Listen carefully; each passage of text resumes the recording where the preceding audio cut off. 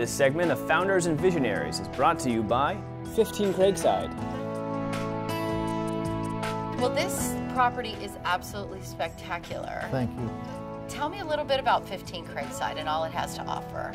Well, Craigside historically was originally the home of the Davies family in the 1880s. It became the home of the Iolani School in the 20s. And at the end, in the early 60s, Iolani moved down to Alawai, and the United Church of Christ Hawaii Conference bought the property, and it became the home of the conference. They moved to the Casey Family Foundation in 2006, 2005, and at that point in time, we decided, trying to discern what to do with the property. And after a lot of work with the conference and with the churches within the conference and what we should do with the property, they came to us because our roots are with Arcadia, United Church of Christ, and said we'd like retirement housing, moderate income within the building is where we have a full continuum of care and a great place to be in your senior years. We have a skilled nursing or nursing facility on our second floor. We have skylighted swimming pool, multi-purpose room, and exercise areas, and we have a shuttle that takes you all over town. Go holo holo. Yes. How did you get into this business, Emmett, as a career for you? In 1995, there was a need for some help and some leadership, and the board took a gamble on me, and I took a gamble on becoming a nursing home administrator, and that was 17 years ago, and we've never looked back.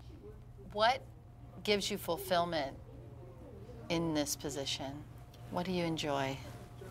Well, I enjoy every day, but at the end of the day, I'm able to take a look and see the little acts of kindness, the little acts of good things we've done, mixed in with some of the mistakes and some of the uh-ohs. But as I'm driving, there's a sense of contentment that says, you know, it doesn't get any better than this. And so thankful for the people we've met, the residents we work with. It's just a wonderful opportunity. What a blessing. I've had 2 careers in 40 plus years, and both of them I love very much. Let's talk about the whole aging of Hawaii and the need for senior care. What does that picture look like going forward? Well, it's a challenging picture. What the challenge for us is to prepare for that. Some will not be as fortunate, so the safety net must be there. But planning and looking at your ability to save up assets. Not everybody can move into a Craigside or an Arcadia. I think that as we talk more education, as we talk about it, it becomes real to us. The idea now is that we're preparing for that.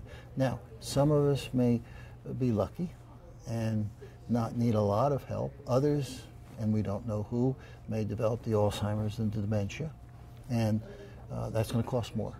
How do we prepare for that, and how do our families, our kids, our grandchildren understand and in effect help us prepare while we prepare them?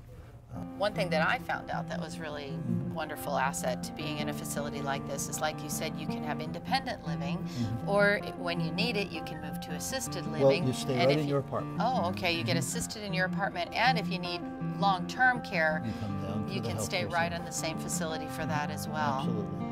But Kim, let me mention something else I think that's for the kids out there. When they're looking for their parents, or they're thinking about themselves, I think is critical is then the ability to reach into the home.